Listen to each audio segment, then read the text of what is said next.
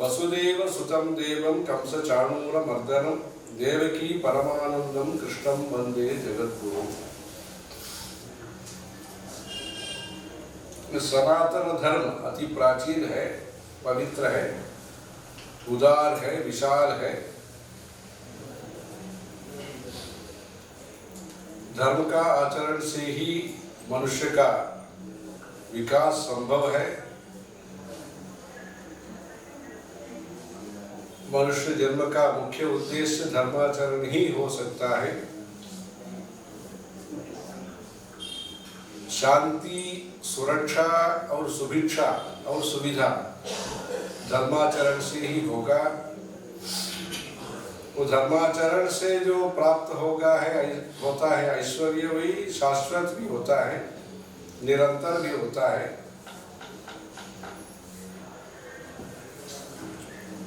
जब प्रजा को सृष्टि किया भगवान ने, तब प्रजा को कल्याण हेतु कुछ सोचा, कैसे ये सब सुखी होंगे, दीर्घायु होंगे, बिना तकलीफ सुखी होंगे। उसके लिए क्या उपाय देना है, क्या मदद देना है, उपकार क्या करना है। ऐसे सोच करके भगवान ने धर्म को दिया। ये औषधि के रूप में, संपत्ति के रूप में उनको विकास हेतु फल स्वरूप धर्म का आचरण करने को उपदेश दिया। अच्छा बारिश होना चाहिए, खेती अच्छा होना चाहिए, फसल अच्छा होना चाहिए, दूध वगैरह मिलना चाहिए, सब सुखी रहे, जानवर, जंगल और मनुष्य सब सुखी रहे। उसके लिए गीता में कहते सह यज्ञाः प्रजाः सृष्ट्वा पुरोवाच प्रजापतिः अनेन प्रसविष्यध्वम् एषवो स्त्विष्ट कामधुक्। चाहते हैं लोग हम सुखी रहे, हमारा बच्चा अच्छा पढ़े, हमारा बेटी का शादी अच्छा हो, हमारा माँ बाप को अस्वास्थ्य नहीं होना, ऐसे ऐसे अनेक प्रकार का जरूरत होता है, इच्छा होती है, संकल्प भी होता है। जरूरत और इच्छा संकल्प के बीच में मनुष्य जीवन बिना रुकावट आगे अच्छा प्रगति करने के लिए हमारे लिए दिनचर्या चाहिए। आयुर्वेद में दिनचर्या करके एक भाग है, उसपे पेड़ में कितना पानी हो सकता है, कितना खाली होना चाहिए, कितना भोजन हो सकता है, ऐसे ऐसे नियम हैं। कफ, श्लेष्म, पित्त ये सब ज़्यादा नहीं होना। ऐसे शरीर का स्वास्थ्यता के लिए, स्वस्थ जीवन के लिए आयुर्वेद में कुछ पद्धति कहा है। ऐसे नींद होना चाहिए, ऐसे जागृत रहना चाहिए, युक्ताहार विहारस्य युक्तचेष्टस्य कर्मसु युक्त स्वप्रावबोधस्य योगो भवति दुःखः। दुख दूर करने का जो उपाय है ये आयुर्वेद में कहा है। जैसे मानसिक प्रसन्नता के लिए, मन प्रसन्न होने से ही हम अच्छा काम कर सकते हैं। अगर ये मन में वो संकल्प में भ्रम होता है या दुख होता है, ऐसे हो तो तब तो हम सुचारू रूप से हम काम नहीं कर सकते हैं। इसलिए प्रसन्नता चाहिए, स्वच्छ होना चाहिए, स्पष्ट होना चाहिए। रमणीयम प्रसन्नाम्बु सन्मनुष्य मनो यथा। विश्वामित्र मुनि तमसा नदी को जाते हैं स्नान करने के लिए और दोपहर में जाते हैं। माध्यन्दिनाय नियमाय महर्षि सेव्यां पुण्यामवाप तमसाम तमसाम निहंत्रीम। उत्तर प्रदेश में वो बिहार वो संदर्भ में ये तमसा नदी है। तब बोलते हैं उदाहरण कैसा है पानी, तब नदी में स्वच्छ है, स्फटिक जैसे है। उसको उपमा कहा है, अच्छे व्यक्ति का मन जैसे प्रसन्न होगा, स्वच्छ होगा, वैसे तमसा नदी का पानी स्वच्छ था, स्फटिक जैसे था। रमणीयम, सुंदर भव्य भी था। रमणीयम प्रसन्नांगु सन्मनुष्य मनो यथा। अच्छे व्यक्ति का मन जैसे निर्मल होगा, जैसे सफेद होगा। सफेद सफेद क्या होता है? श्वेत सफेद। कर्पूर स्फटिकेन्दु सुंदर तरु कात्यायनी सेवितम। कपूर जैसे सफेद होता है, सुगंध होता है। स्फटिक जैसे श्वेत रूप में होता है, स्वच्छ होता है। जैसे चंद्रमा, कलंक रहित चंद्रमा कैसे सुंदर होते हैं, वैसे ये नदी का पानी स्फटिक जैसे था, ऐसे बोलते हैं। इसलिए अच्छे भाव के साथ भक्ति उपासना करना है। उसके लिए धर्माचरण मुख्य होता है। धर्माचरण करने के लिए वेदों का पालन करना है, शास्त्रों का पालन करना है, सद्विद्या को पालन करना है।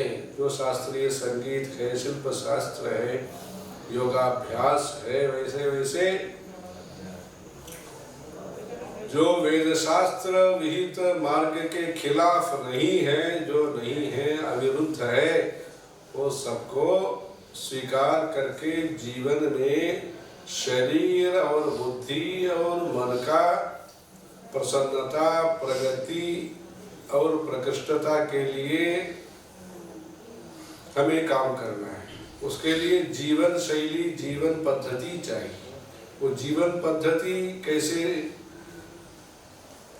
हम सिखाते हैं? वेदों के द्वारा हम सिखाते हैं। माँ बाप को मान सम्मान देना, मातृदेवो भव, पितृदेवो भव, झूठ नहीं बोलना, सत्यम वद, धर्मम चरा, ऐसे अनेक मंत्रों के द्वारा, उपनिषदों के द्वारा अपने रीति रिवाज कैसे हो रहा, अपने सोच विचार कैसे हो रहा, अपने संकल्प कैसे हो रहा, इसलिए मार्ग निर्देशक धर्म होता है। धर्म का प्रमुख ग्रंथ है जो लिखित नहीं है, जो अपौरुषेय है, ये वेद है। भगवान का श्वास कहा जाता है, इससे निश्वसितम वेदा। ऐसे वेदों का संरक्षण करना, वेदों का संरक्षण करने के लिए पहला अवतार जो जयदेव अष्टपदी में जो कहा है, वेदानुद्धरते जगन्निवहते भूगोलमुद्बिभ्रते दैत्यन्दारयते बलिं क्षरयते क्षत्रक्षयं कुर्वते पौलस्त्यं हरते। ऐसे दशाकृति कृते कृष्णाय तुभ्यं नमः। ऐसे दशावतार जिन्होंने धारण करके इस धरती पर भगवान स्वयं अवतार किया। ये धरती का ये महत्व ये होता है, भारत देश का अनेक प्रकार का भगवान का अवतार जो वैकुंठ में है। संतापघ्रम सकल जगतां सांग चापाभिराम लक्ष्मी विद्युल्लसित मतसी गुच्छ सच्छायकायं वैकुंठाख्यं मुनिजनमनश्चातकानां शरण्यं कारुण्यापम त्रिदश परिषद कालमेघं ददर्श। ऐसे संतापघ्नम सकल जगता,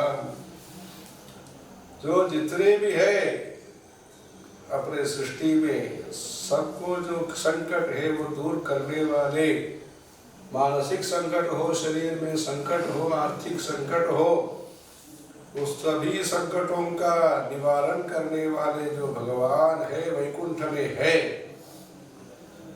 वो दूध का समुद्र के बीच में सांप का शयन में वो शयन करके निद्रां निखिल जगति रक्षणे जागरूकाम, वैसे योग निद्रा में है वो भगवान। वो वैकुंठ में जो भगवान है, वो भगवान हमको जब जरूरत होता है भक्त को, तब तुरंत आ जाते हैं बिना विलंब। अपने जो वाहन है वो भी आने का वो प्रतीक्षा नहीं करते। गजेंद्र मोक्ष जब हाथी का वो संकट था तब गरुड़ वाहन में भी नहीं आए, बाद में गरुड़ जी आए, उसके बाद गरुड़ में बैठ करके गरुड़ वाहन भगवान आए। इतना भक्त को संकट को वो सहन नहीं करते, अपने संकट को वो कष्ट नहीं मानते, भक्तों का संकट को वो सहन नहीं कर सकते। इतना कृपाणु है वो भगवान। वैकुंठ में जो भगवान है वो धर्माचरण करने वाले व्यक्तियों को मदद करने के लिए, संरक्षण करने के लिए इस धरती पर आते। मनुष्य स्वरूप का धारण करते, दैवम मानुष रूपेण ऐसे बोलते। ऐसे भगवान का उपासना करने के लिए प्रतिदिन हम कर सकते हैं, करना भी चाहिए। उसके साथ साथ एकादशी पर्व काल में आहार बिना उपवास करके जो यथाशक्ति संभव है, जिस प्रकार से हम उपवास व्रत रख सकते हैं, उम्र के वजह से, अपने शरीर स्थिति के वजह से हम जिस प्रकार का उपवास का हम अनुष्ठान कर सकते हैं, उस प्रकार के अनुष्ठान करके भगवान का नाम जाप, मौन व्रत इत्यादि जो संभव है वैसे नियमों का विशेष रूप से अनुष्ठान करके भगवान का कृपा लेना। उसमें मार्गशीर्ष में धनुर्मास, सौरमान के अनुसार जो धनुर्मास है उसमें वैकुंठ एकादशी करके विशेष पर्वकाल होता है। श्रीरंगम में और अनेक क्षेत्रों पर, तीर्थ स्थानों पर, इधर तिरुमला तिरुपति में भी महत्वपूर्ण रूप से उसको अनुष्ठान करते हैं। स्वर्ग द्वार का उद्घाटन होता है साल में एक बार, वैकुंठ एकादशी के दिन में महाविष्णु मंदिरों में स्वर्ग द्वार का, वो स्वर्ग प्राप्ति के लिए ही इतने अनुष्ठान वगैरह हम लोग कर रहे हैं। स्वर्ग सुख के साथ साथ उसके भी ऊपर एक अच्छा सुख है, नित्यानंद है, मतलब सच्चिदानंद सुख होता है, ब्रह्म ज्ञान है, उसके लिए भी जीवन मुक्ति है। जो त्यागराज स्वामी ने जो कहा, भूमिलो जीवन मोक्षम गलदा, ऐसे जो जीवन मुक्ति के लिए ये व्रत अनुष्ठान वगैरह होता है, स्वर्ग प्राप्ति के लिए जो अनुष्ठान वगैरह होता है, सुख जीवन के लिए, इस धरती पर भी सुख जीवन हमको प्राप्त होना चाहिए। इसलिए प्रतिदिन जो जो अनुष्ठान करना है, तिलक धारण करना है, हिंदू सब, सनातनी हिंदू सब, विभूति हो, चंदन हो, सिंदूर हो, जिस प्रकार का अपना घर का व्यवस्था है वैसे कुलाचार के अनुसार तिलक धारण अवश्य रूप से करना है। तीर्थों में गंगे च यमुने चैव गोदावरी सरस्वती नर्मदे सिंधु कावेरी इत्यादि तीर्थों में स्नान करना है देवता बुद्धि के साथ। वैसे विश्वास रखना है, ये तो हमारे लिए पहला जन्म नहीं है, ये तो 10वीं जन्म हो सकता है, 11वीं जन्म हो सकता है, हम पहले कहाँ थे और आगे कहाँ पैदा होंगे ये सब हमको पता नहीं। इसलिए पूर्व जन्म और उत्तर जन्म में विश्वास रखने वाला हिंदू है, सनातन धर्मी है। वैसे जो पेड़ वगैरह जो होता है उसमें भी मूलतो ब्रह्म रूपाय मध्यतो विष्णु रूपिणे अग्रत शिव रूपाय वृक्षराजायते नमः। वैसे पिपल पेड़ इत्यादि अश्वत्थ पूजन करना, सोमवार अमावस्या में परिक्रमा करना, ये हमारा विश्वास का प्रतीक है। वैसे अन्नदान देना, सबको अन्न प्रसाद देने का, घर में जो अतिथि आएंगे और मंदिर दर्शन के लिए जो अतिथि आएंगे उनको मान सम्मान देना, ऐसे प्रकृति में आदर करना, नाम संकीर्तन करना, विग्रह आराधना। भगवान है वैसे तो सर्वव्यापक है, सर्वव्यापक भगवान को पहचान के लिए वो हमारे पास शक्ति सामर्थ्य नहीं है। वो भगवान को ध्यान करने का, ग्रहण करने का, उनका अनुग्रह पाने का सर्वव्यापकता दृष्टि से देखने का हमारे पास शक्ति सामर्थ्य ज्ञानेन्द्रिय कर्मेंद्रिय सामर्थ्य नहीं है, कम है। तरल करणानाम असुलभा ऐसे कहते हैं। इसलिए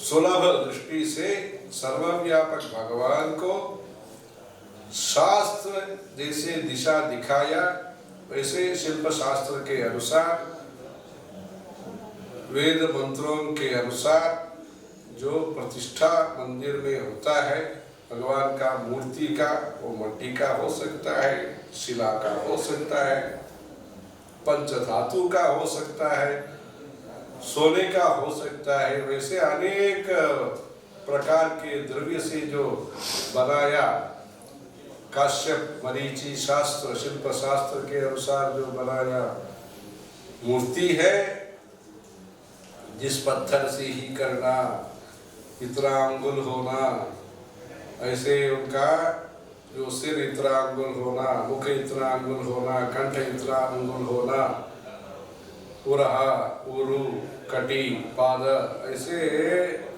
तो शरीर का जो प्रमाण है, दिव्य शरीर का जो प्रमाण है, शास्त्र में जो कहा है उस प्रकार से जो बनाया मूर्ति है। उसके बाद पानी में और धान्य में धान्यवास और तीर्थवास ये सब करके प्राण प्रतिष्ठा करते हैं। प्राण प्रतिष्ठा मंत्रों के द्वारा होता है। मंत्रों का उच्चारण आचार विचार के साथ होता है, सिर्फ एक टेप रिकॉर्डर नहीं है। मंत्र तो टेप रिकॉर्डर नहीं है, वो तो आचारहीनम न पुनंति वेदा। ऐसे सुबह स्नान करना है, वैसे छोटी रखना है, तिलक धारण करना है, वैसे अर्घ्य प्रदान सूर्य को देना है, वैसे नियम नीति के साथ जो मंत्रों का शक्ति को संरक्षण संवर्धन अग्नि उपासना के साथ जो करते हैं, आहार शुद्ध सत्व शुद्धि,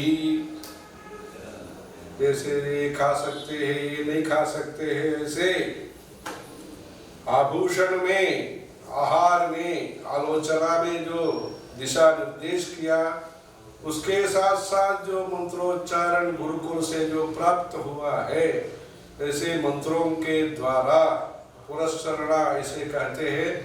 एक एक मंत्र को भी इतना लाख जाप करना, वैसे उस मंत्र के शक्ति सामर्थ्य के साथ भगवान को मंदिर में गर्भगृह में हम बुलाते हैं। भगवान आप आइए, आप इधर रहिए, इधर ही रहिए, थोड़े समय के लिए नहीं, हमेशा के लिए आप रहिए। आप प्रसन्नता कृपा दृष्टि के साथ रहिए, आप मंदहास के साथ रहिए, हमारे प्रति कृपा के साथ दया दृष्टि के साथ आप इधर रहिए। आपको जो शास्त्र विहित मार्ग के अनुसार हम षोडशोपचार करेंगे, पंचोपचार करेंगे, या उससे भी ज्यादा जो उपचार होता है वैसे चतुष्षष्ठ उपचार करेंगे। ऐसे करके उपचार करना, अपचार हम नहीं करेंगे। वैसे उस दृष्टि के साथ गर्भगृह में हम प्राण प्रतिष्ठा करके प्रतिदिन उसको अभिषेक अर्चना अलंकार और हारती सब करके भोग सब निवेदन करके, क्या है भोग कैसे निवेदन करते हैं? श्री मृत्युंजय पूरय त्रिभुवनाधारम विशालोदरम।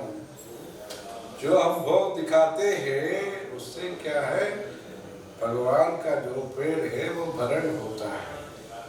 भगवान का पेड़ दर्शन से वो प्रसन्न होते हैं। जो भोग हम निवेदन करते हैं, दृष्ट्वा तु देवाः तृप्यन्ति, सिर्फ दर्शन से वो प्रसन्न होते हैं। जो फल दिखाते हैं, जो भोग प्रसाद हम दिखाते हैं, वो प्रसन्न होकर के हमको सुखी जीवन होने के लिए वो आशीर्वाद अनुग्रह देते हैं। वैसे मंदिर में स्वामिन्ने सर्वजगन्नाथायामदा चंद्रतारकम तावत्त्वं प्रीतिभावेन बिंबेऽस्मिन् सन्निधिं कुरु। वैसे जो बिंब में मूर्ति में सान्निध्य होकर मंदिरों में हमको अनुग्रह देते हैं, वैसे कन्याकुमारी से कश्मीर तक, केदार तक, काठमांडू तक, कामाख्या तक जो मंदिरों का जो प्रतिष्ठा हुआ है, शिखरों का, श्रीशैल शिखरम दृष्ट्वा पुनर्जन्म न विद्यते, जो मंदिरों का निर्माण हुआ है, उसका भाव तात्पर्य ये होता है भगवान सभी जनता को, सब प्रकार के मानवता को कल्याण करने हेतु मंदिर में आसीन होकर, मंदिर में स्थापित होकर भक्तों का आशीर्वाद देते हैं। इसलिए जो बनाया मंदिर है उसको संरक्षण करना भक्तों का मुख्य कर्तव्य है, दायित्व है। नया मंदिर बनाने से पहले जो गिर गया मंदिर है, पुराना मंदिर है, जिसपे पूजा पाठ कम हो गया या लुप्त हो गया, टूट गया, ऐसे मंदिरों में शास्त्र विधि विधान के साथ रुद्राभिषेक हो, पुरुष से अभिषेक हो, अच्छे प्रकार से नियम नीति के साथ निर्माण हो। ऐसे मंदिरों को हम वहाँ जो फूल चढ़ाया जाता है वो सुगंध हो, ऐसे दीप जो प्रज्वलित होता है वो तैल से, अच्छा जो तैल से वो उसका तेल मिलना चाहिए, वो वर्ती ऐसे होना चाहिए। वर्तित्रयोपेतमखण्ड दीप्त्या तमोहरं बाह्यमतान्तरं च साज्यं समस्तामरवर्गहृद्यं वंशदीपम। ऐसे साज्यम समस्तामरवर्गहृद्यं वर्तित्रयोपेतम अखंड दीप्त्या, जो दीप प्रज्वलन गर्भगृह में होना चाहिए, हमेशा के लिए होना चाहिए। दीप प्रज्वलन कम से कम पूजा जब करते हैं तब तो दीप प्रज्वलन अवश्य ही होना चाहिए। वैसे दीप का आराधना ये होते हैं। नीराजनं निर्मल दीप्तिमद्भिः दीपांकुरैरुज्ज्वलमुच्छ्रितैश्च घण्टानिनादेन समर्पयामि मृत्युंजयाय त्रिपुरान्तकाय। ऐसे आरती सब दिखाते हैं। सर्वापराध क्षमापणार्थम सर्वमंगल प्राप्त्यर्थम कर्पूर नीराजनम, ऐसे हम बोलते हैं। इसलिए मंदिरों में ये तो बिल्डिंग नहीं है, सिर्फ भवन नहीं है।